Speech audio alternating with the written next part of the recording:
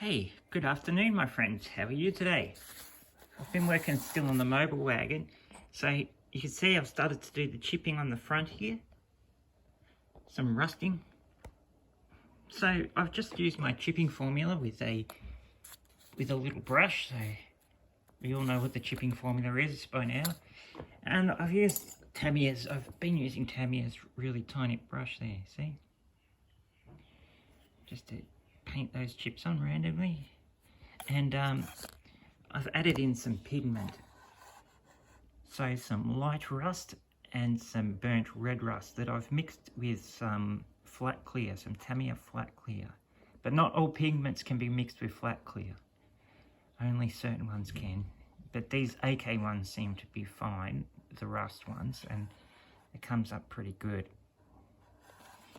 Now you can see last time I was basing the accessories, and that's how the axe head's coming out. It's starting to look alright with its red.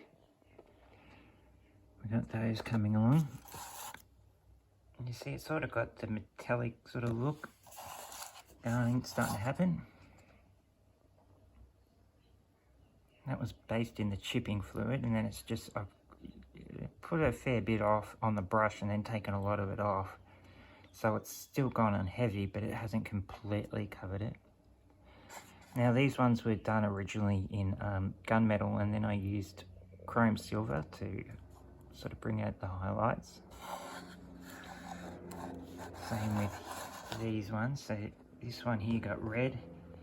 It got some gunmetal dry brushed on, and then I've just painted the straps brown, and I'll highlight them further. So it's coming along very nicely. Having a lot of fun with it. So you can see even here I've started to paint in the drips and that. And that's just done with all the acrylics. It never seems to work for me right with oils, so I'm going to try something different. You can see this will be toned down, of course, with all the washes, but you start to see where the variance starts to come in.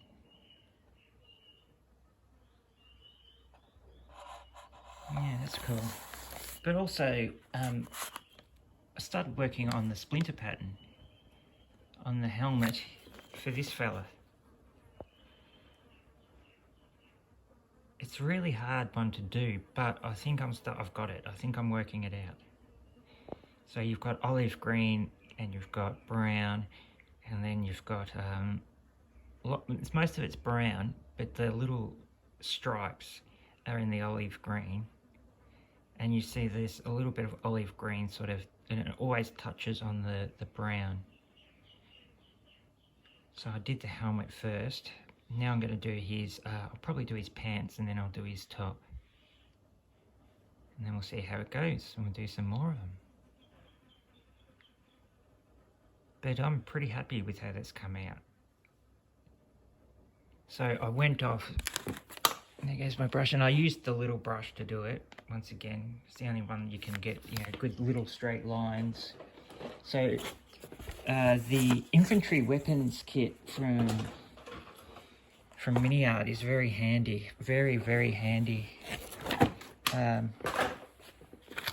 Because you get this painting guide in it, shows you, gives you a really good painting guide on all the equipment.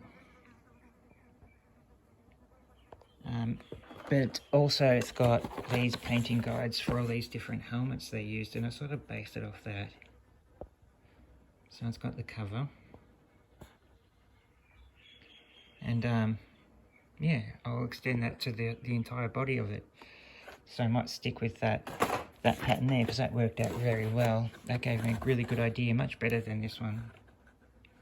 But this one still, gives you a good idea. It's mainly brown, and you get a little bit of green. So you just sort of, when you finish your brown shapes, make sure they're sharp, and that, you've just got to put a little bit of green in. And then those little lines. So we'll do the whole lot.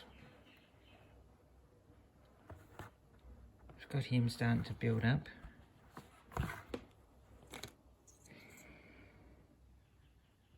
It's pretty cool. You've got to put the bottom of the hand grenade in.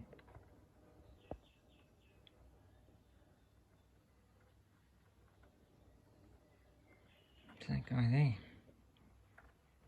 But yeah, I want to experiment, see if I can get this splinter pattern right, and I think I can, so, which is going to be good. This is going to be fun. Splinter pattern time.